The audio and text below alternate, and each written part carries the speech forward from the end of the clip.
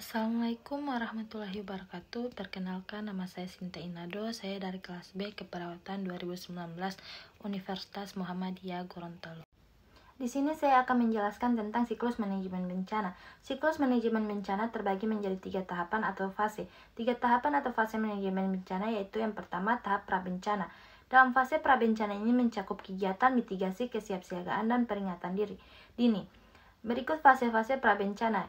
Yang pertama, pencegahan. Upaya yang dilakukan untuk mencegah terjadinya bencana jika mungkin dengan menyediakan bahaya. Contoh kegiatan pencegahan diantaranya melarang pembakaran hutan dalam perladangan, melarang penambangan batu di daerah curam, melarang membuang sampah sembarangan, dan lain sebagainya. Yang kedua, fase mitigasi bencana. Mitigasi adalah serangkaian upaya yang dilakukan untuk mengurangi resiko bencana, baik melalui pembangunan fisik maupun penyadaran dan peningkatan kemampuan menghadapi ancaman bencana. Yang ketiga, fase kesiapsiagaan. Kesiapsiagaan adalah serangkaian kegiatan yang dilakukan untuk mengantisipasi bencana melalui perorganisasian dan langkah yang tepat guna dan berdaya guna.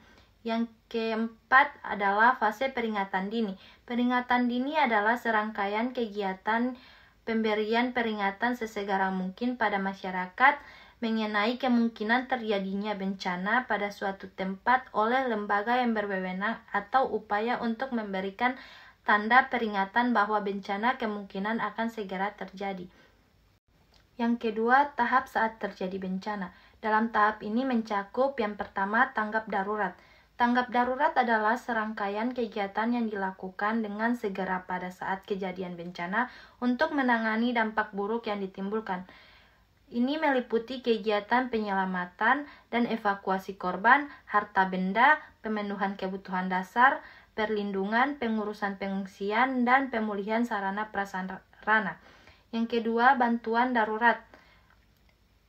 Bantuan darurat ini merupakan upaya untuk memberikan bantuan berkaitan dengan pemenuhan kebutuhan dasar berupa sandang, pangan, tempat tinggal sementara, kesehatan, sanitasi, dan juga air bersih.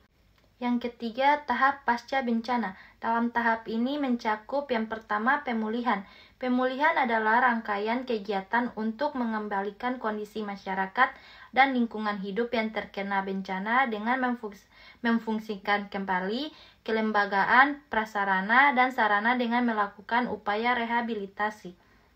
Yang kedua, rehabilitasi. Rehabilitasi adalah perbaikan dan pemulihan semua aspek pelayanan publik atau masyarakat hingga tingkat yang memadai pada wilayah pasca bencana, dengan sasaran utama untuk normalisasi atau berjalannya secara wajar semua aspek pemerintah dan kehidupan masyarakat pada wilayah pasca bencana.